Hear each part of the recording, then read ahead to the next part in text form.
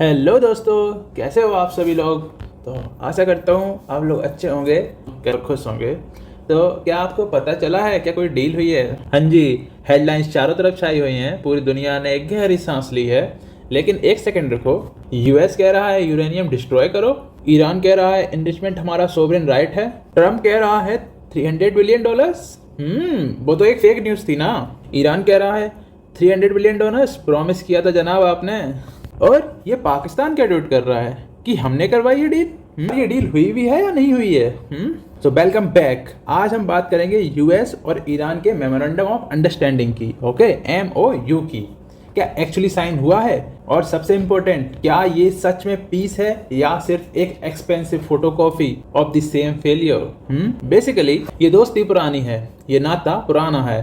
पहले थोड़ा कंटेक्स्ट ले लेते हैं। यूएस और ईरान का टेंशन डिकेड्स पुराना है, 1979 से इस्लामिक रिवॉल्यूशंस के बाद से। और फिर आता है 2015 में एक डील हुआ, JCPOA, that is the joint comprehensive plan of action. Iran ने न्यूक्लियर प्रोग्राम्स रोक दिए, सैंक्शंस हटाए गए और दोनों पक्ष खुश हुए। बट खुशी ज्यादा देर रुकती कहाँ है। फिर आया 2018 में ट्रम्प आया। एज यूजुअल डील तोड़ दी गई, मैक्सिमम प्रेशर हुआ, सैंक्शंस वापस लगाए गए ईरान के ऊपर और ईरान ने भी न्यूक्लियर इन्रिचमेंट बढ़ा दी। मार्च 2025 ट्रम्प ने फिर से लेटर लिखा ईरान को, ओमान में बैक चैनल टॉक्स के लिए। डेडलाइन भी दी गई 2 महीने की, बट डिप्लोमेसी फेल हुई। इजराइल ने ऑपरेशन राइजिंग लॉयन लॉन्च किया। यूएस ने ईरान की न्यूक्लियर फैसिलिटीज पे स्ट्राइक की। 12 डेज वॉर चला, हजारों लोगों की जान गई और बिलियंस ऑफ डॉलर लॉस्ट। और अब हम फिर से वही टेबल पे वापस आ रहे हैं। Same issue, same party, same tension. सोचिए कितनी बड़ी कॉस्ट चुकाई है पूरी दुनिया ने सिर्फ वहां पहुंचने के लिए जहां तुम ऑलरेडी थे। लेकिन रुको यार, अब तक तो बस सिर्फ एक मेमोरेंडम ऑफ अंडरस्टैंडिंग ही तो साइन हुआ है। मतलब एक मेमोरेंडम ऑफ अंडरस्टैंडिंग ही तो है। एक्चुअल डील का साइन होना तो अभी जेनेवा में होगा ना, 19 जून को।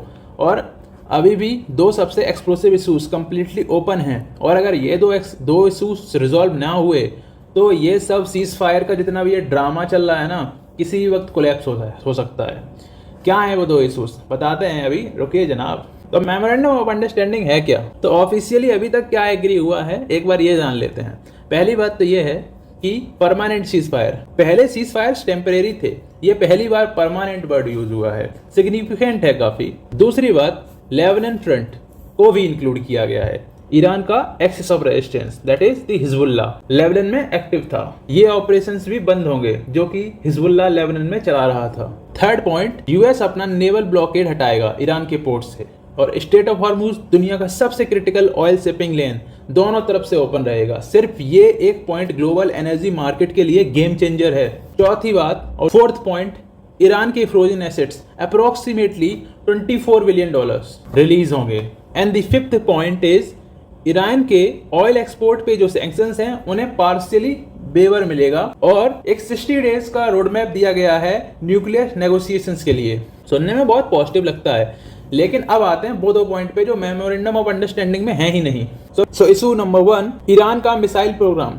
ये एग्जैक्टली वो रीजन है जिसकी वजह से ये वॉर शुरू हुआ था। ईरान के बैलिस्टिक मिसाइल्स, ड्रोन्स और रीजनल स्ट्राइक कैपेबिलिटीज, इन सब का कोई जिक्र नहीं हुआ है मेमोरेंडम ऑफ अंडरस्टैंडिंग में। मतलब ईरान के पास वो मिलिट्री कैपेबिलिटीज इंटैक्ट रहेंगी जो इजराइल और गल्फ कंट्रीज के लिए एग्जिस्टेंशियल थ्रेट मानी जाती हैं। और दोनों साइड इस पे एग्री करने को तैयार नहीं है, तो ये एक ट्रिकिंग टाइम बम हो सकता है। इशू नंबर 2, ईरान का proxy network, the axis of resistance. Hamas, Hezbollah, Yemen के हूतीस, ये सब ईरान के एक्सेस ऑफ रेजिस्टेंस का हिस्सा हैं। ईरान कभी नहीं चाहेगा कि ये नेटवर्क डिसमेंटल हो, ये उनका रीजनल लेवरेज है। यूएस और इजराइल बिल्कुल नहीं चाहते ये नेटवर्क बने रहें। और ये इशूज भी मेमोरेंडम से आउट हैं। मतलब दोनों के दोनों रीजन्स जिनके डायरेक्ट इम्पैक्ट इंडिया पे भी हैं, गल्फ कंट्रीज पे भी हैं, ग्लोबल ऑयल पे भी हैं, अब भी अनरिजॉल्व्ड हैं। डील में जो लिखा है वो इम्पोर्टेंट है, लेकिन जो नहीं लिखा वो भी इम्पोर्टेंट है। अब एक इंटरेस्टिंग गेम खेलते हैं, कौन क्या बोल रहा है। ईरान के लीड नेगोशिएटर कहता है कि यूएस ने $300 बिलियन रिकंस्ट्रक्शन पैकेज प्रॉमिस किया है। ट्रम्प कहता है फेक न्यूज है, कुछ नहीं दिया। जेडी वेंस कहता है ईरान को अपना यूरेनियम स्टॉकपाइल डिस्ट्रॉय करना होगा। ईरान कहता है यूरेनियम एनरिचमेंट हमारा सोवरेन राइट है। नॉन नेगोशिएबल है। और ईरान ये भी कहता है कि लेबनान इस डील का पार्ट है, पर इजराइल कहता है Lebanon has nothing to do with this deal. और एक तो CIA की रिपोर्ट आई है जो कहती है इजराइल शायद जेन्युइनली एग्री नहीं करता इन सारी न्यूक्लियर कंसेशन से। मतलब अमेरिका की अपनी खुद की इंटेलिजेंस एजेंसी उन्हें बता रही है कि सर दूसरे वाला फुल ट्रस्ट नहीं कर रहा है। यार ये एग्रीमेंट इतना कंफ्यूजिंग है कि लगता है दोनों साइड्स ने अलग अलग डॉक्यूमेंट साइन कर लिए हों। नेतन्याहू फैक्टर, वो इंसान जो अकेले सीन बदल सकता है इस पूरे गेम का। एक नाम है इस पूरी स्टोरी में, बेंजामिन नेतन्याहू, और वो बहुत इंपॉर्टेंट वाइल्ड कार्ड है। नेतन्याहू ने रिसेंटली कहा है इजराइल फोर्सेस लेबनान, सीरिया और गाजा में तब तक रहेंगी जब तक जरूरी है। प्रेस कॉन्फ्रेंस में उन्होंने डायरेक्टली ये नहीं कहा कि इजराइल ईरान पे स्ट्राइक करेगा, लेकिन उन्होंने एक चीज बहुत क्लियर कही, इजराइल पहले अपनी सिक्योरिटी का इंटरेस्ट देखेगी। पर ट्रंप का भी इंटरेस्टिंग रिएक्शन है। ट्रंप पब्लिकली कह चुका है Netanyahu is a difficult guy, Israel को लेबनान वॉर पहले खत्म कर लेनी चाहिए थी। It's throw a negative light on a big deal. और किया है, और एक इजरायली डिप्लोमेट ने इस रिलेशनशिप को डिस्क्राइब किया है as a lover spat, literally यही वर्ड यूज किया है। अब सोचिए नेतन्याहू का एक पॉलिटिकल ड्रीम था कि एक अमेरिकन प्रेसिडेंट मिले जो ईरान कन्फ्रंटेशन में उसका साथ चले। ट्रंप मिला बट डील भी पॉसिबल हो रहा है, लेकिन अब दोनों एक दूसरे से बहुत ज्यादा फ्रस्ट्रेटेड हो चुके हैं। नेतन्याहू ने ये तक कहा है Iran will never obtain nuclear weapon, not today not tomorrow, as long I am the prime minister of Israel. ये पता नहीं उन्होंने कितनी बार कहा है, बिकॉज ऑनेस्टली ये लाइन इतनी बार रिपीट हो चुकी है जितना कि UPSC में PYQ रिपीट नहीं होते। पॉइंट ये है, अगर किसी भी स्टेज पे इजराइल इंडिपेंडेंटली कुछ करता है, मिसाइल अटैक या सबोटाज या फिर कुछ भी, तो ये डील इंस्टेंटली कोलैप्स हो सकती है। अब जब हम इतनी बात कर ही रहे हैं तो हम इंडियंस कहाँ खड़े हैं, हमें क्या फ़ायदा है, क्या रिस्क है, हम इसकी भी बात कर लेते हैं। सबसे पहले तो पाकिस्तान ने क्रेडिट ले लिया यार। PM नवाज शरीफ ने ट्वीट किया है उन्होंने ये डील करवाई है, मतलब बैक चैनल डिप्लोमेसी का क्रेडिट ले लिया बंदे ने।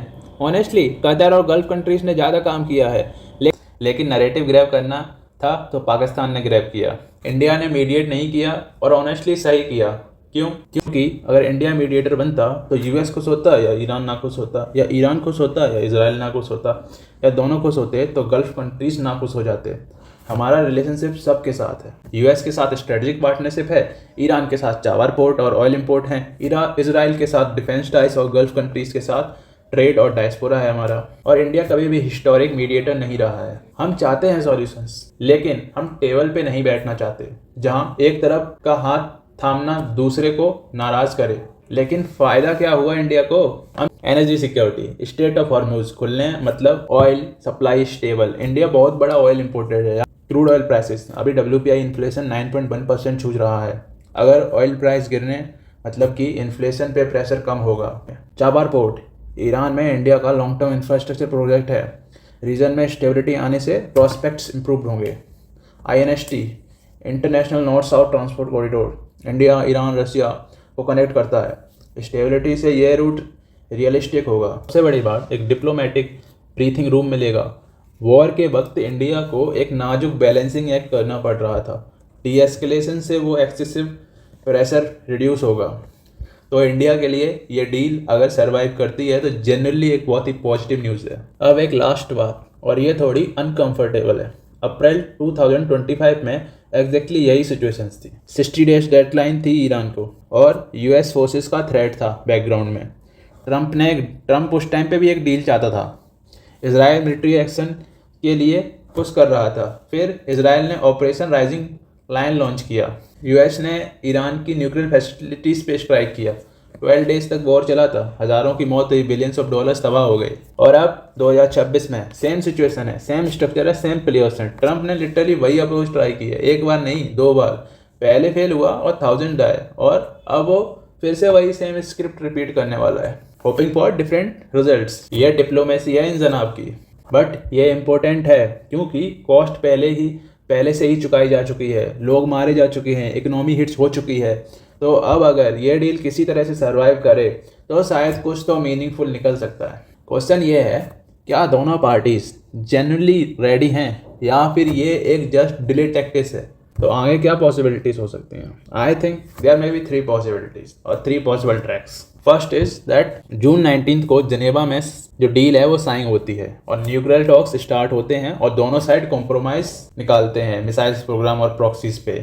ईरान जेन्युइनली कंप्लाई करता है और रीजनल स्टेबिलिटी होती है। अनलाइकली, लेकिन may be possible, maybe the track 2, memorandum of understanding sign हो जाता है, न्यूक्लियर टॉक्स स्टार्ट होते हैं, लेकिन मिसाइल प्रोग्राम और प्रॉक्सी नेटवर्क्स कोई एग्रीमेंट नहीं बनता। लो लेवल टेंशंस कंटिन्यू रहेंगी। ये टेक्निकली नो वॉर सिचुएशंस है, लेकिन नो पीस भी है। लाइक मोस्ट लाइकली सिनेरियो तो यही होने वाला है। दैट इज कि MOU साइन होगा, न्यूक्लियर टॉक्स स्टार्ट होंगी, लेकिन मिसाइल प्रोग्राम और जो प्रॉक्सी नेटवर्क्स है जो ईरान का, उस पर कोई बात नहीं बनने वाली। और the broast case scenario, Israel independently Iran पे स्ट्राइक करता है या ईरान जो मेमोरेंडम ऑफ अंडरस्टैंडिंग जो साइन हुआ है से बैकआउट करता है, तो डील कोलैप्स। फिर से वही एस्केलेशंस, और इस बार वॉर के बाद रिकवरी और भी मुश्किल होगी। हम कहाँ जाएंगे ये हमें 19 जून जनेवा के बाद पता चलेगा। तो आखिरकार कहना क्या चाहते हो? मतलब कि यार सीधी सादी बात, एक MOU साइन हुआ है, सीज फायर है, स्टेट ऑफ हॉर्मुज खुलेगा, फ्रोजन एसिड्स रिलीज होंगे, लेकिन मिसाइल प्रोग्राम और प्रॉक्सी नेटवर्क्स दोनों ओपन रहे हैं। दोनों साइड्स का इंटरप्रिटेशन अलग है। CIA को खुद नहीं पता कि ईरान जेन्युइनली एग्री करता है या नहीं। नेतन्याहू अपना गेम खेल रहा है और ये सब एग्जैक्टली वही पॉइंट्स हैं जहां हम 1 साल पहले थे। ये डील पीस का बिगनिंग हो सकता है या फिर वही साइकिल का एक और चैप्टर है, मेरे को नहीं पता। आप क्या सोचते हैं? क्या ये डील सर्वाइव करेगा? कमेंट में बताओ। और अगर यार वीडियो हेल्पफुल लगी हो तो प्लीज़ लाइक करो, शेयर करो।